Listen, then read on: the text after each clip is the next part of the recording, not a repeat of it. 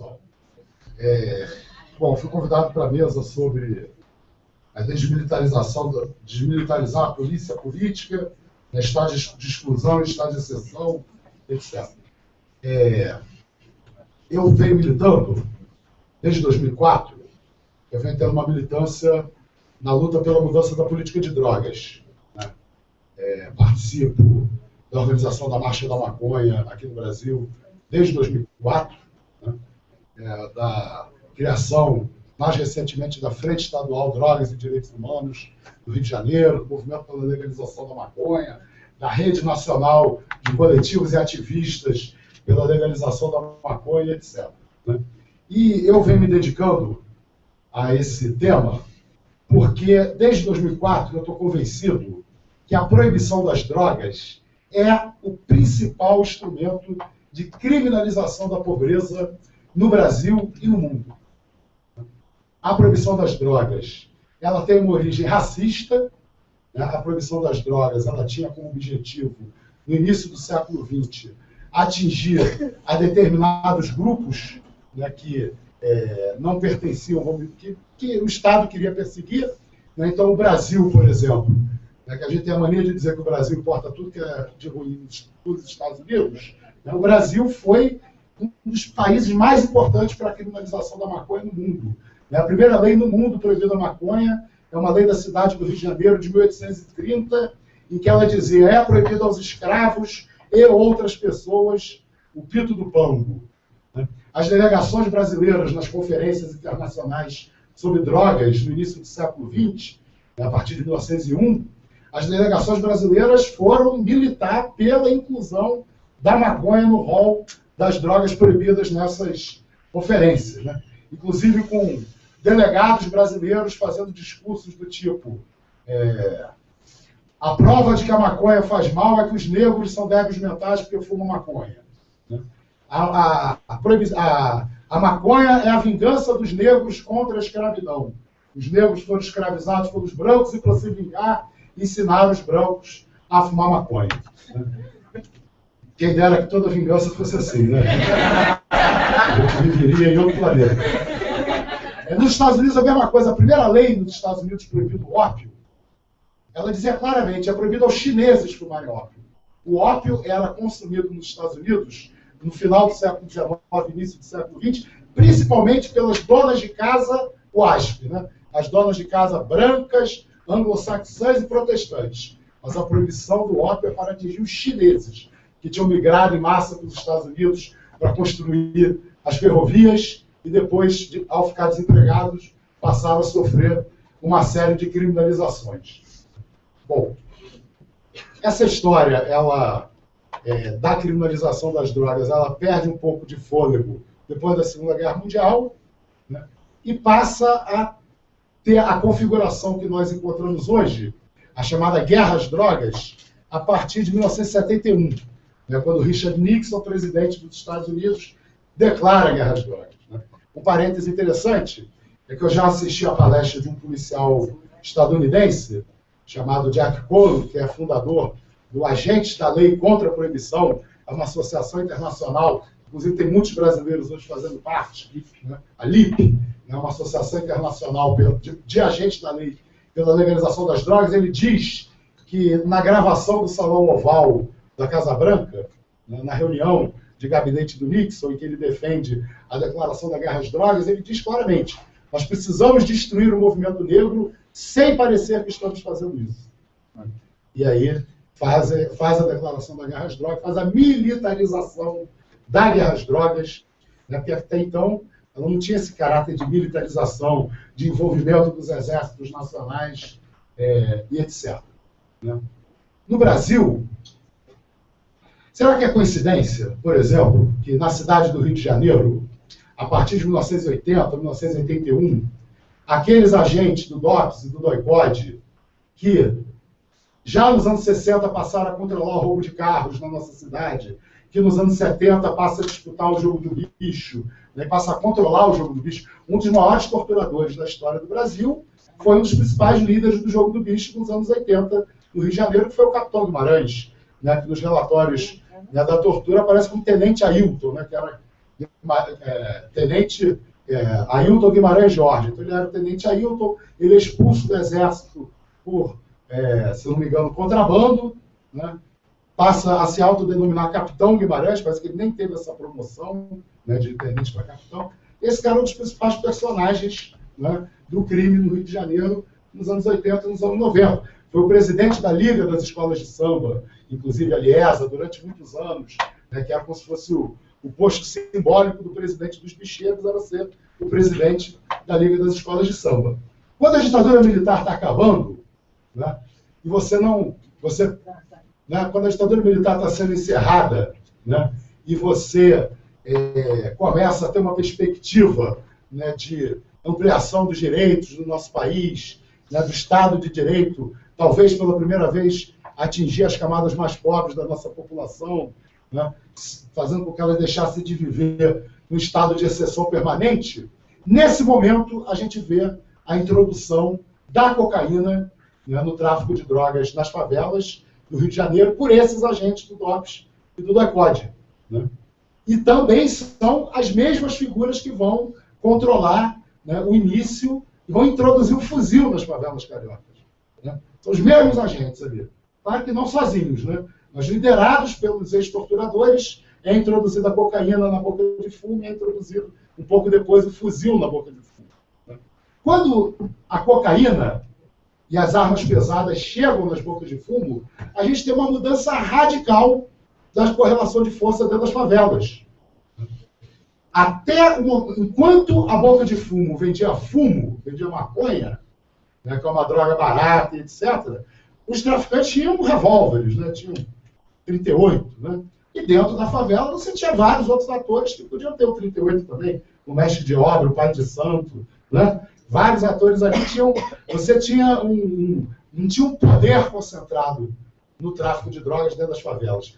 Com a introdução do armamento pesado, esse desequilíbrio muda totalmente, né? Eu morava no edifício lá no Rio, eu conversava muito com os meus porteiros a respeito desse assunto, e um deles um dia veio falar para mim, eu estava conversando com a minha mãe sobre as nossas conversas aqui, e a gente estava lembrando, né? Pô, o meu pai era um cara forte. Aí quando a malandragem no morro passava dos limites, o meu pai mesmo enfiava porrada nos caras. Agora eu sou mais forte do que meu pai, estudei artes marciais e não posso abrir a boca, tenho que ficar calado, não posso fingir, né? Tenho que fingir que nada está acontecendo, né? Essa situação, ela transformou o tráfico de drogas praticamente numa polícia política dentro das favelas, reprimindo a liberdade de organização dos moradores, né? E a gente tem exemplos recentes. Obra do PAC no Rio de Janeiro, né, em que, ali na favela de Manguinhos, os moradores estavam se recusando a receber cheques de 2, 3 mil reais, né, como indenização pela perda das suas residências, né? E os moradores que se recusaram de madrugada foram visitados pelo tráfico de drogas, dizendo, olha, aceita o dinheiro, para de encher o saco, então você vai aparecer boiando no valão no dia seguinte, né? Reuniões eu não vou citar o nome para não colocar a vida de ninguém em risco, mas a gente sabe de reuniões de movimento social de favelados no Rio de Janeiro nos últimos anos, também para discutir as obras do PAC, né? E que depois de 2, 3 reuniões, o tráfico proibiu as pessoas que eram mais radicais de continuarem a participar do fórum. A reunião nem era dentro da favela, mas o tráfico sabia da reunião, sabia o que foi dito e proibiu as pessoas de irem participar de reuniões subsequentes, né? Estou aqui só ilustrando, dando uma pequena ilustração, né, desse papel de polícia política que o tráfico de drogas vem cumprindo. Mas esse não é só esse papel, né?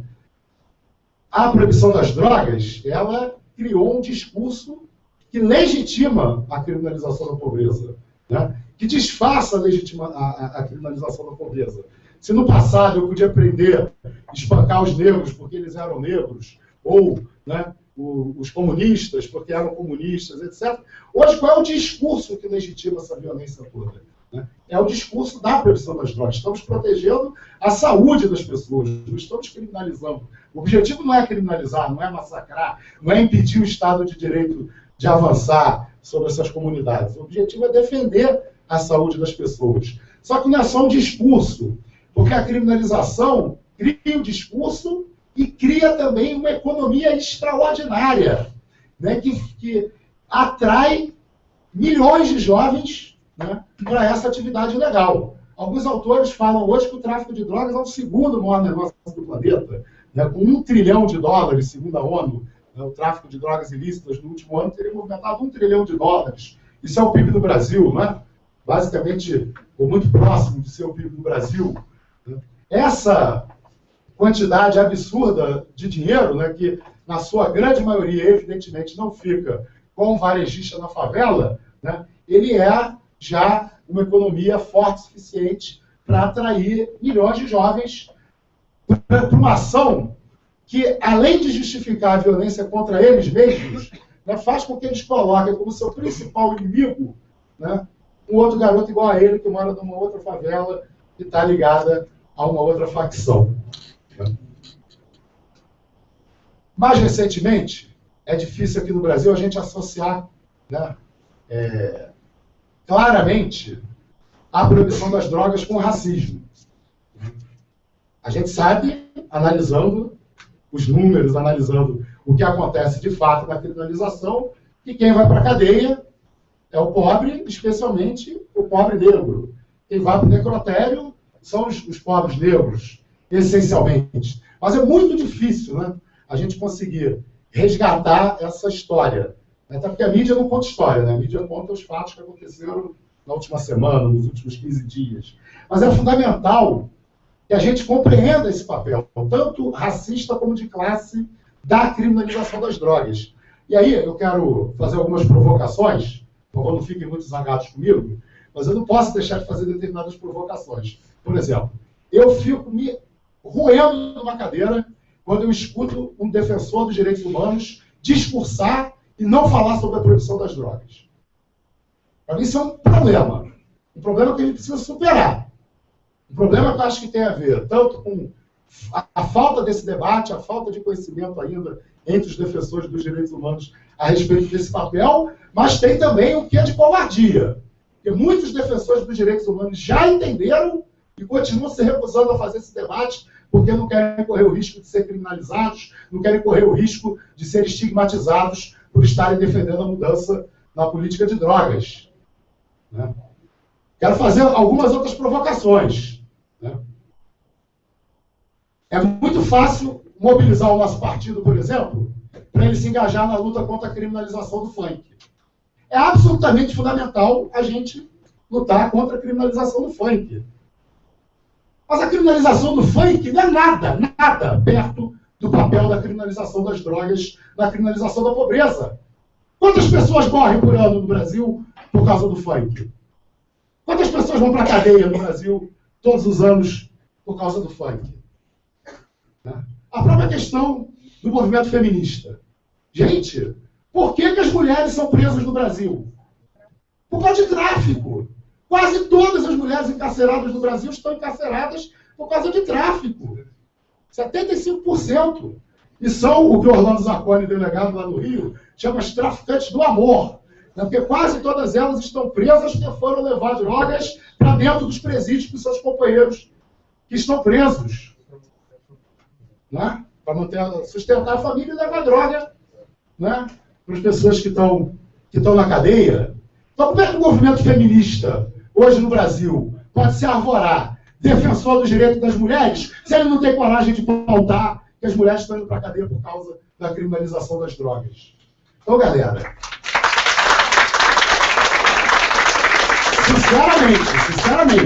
sinceramente, entendeu?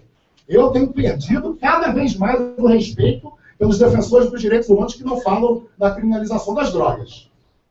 Para não falar sobre esse assunto é se omitir sobre o mais extraordinário instrumento de criminalização da pobreza que já foi construído na história da humanidade. Nada se compara. Tem autores defendendo que a criminalização das drogas no século XX matou mais do que a Segunda Guerra Mundial.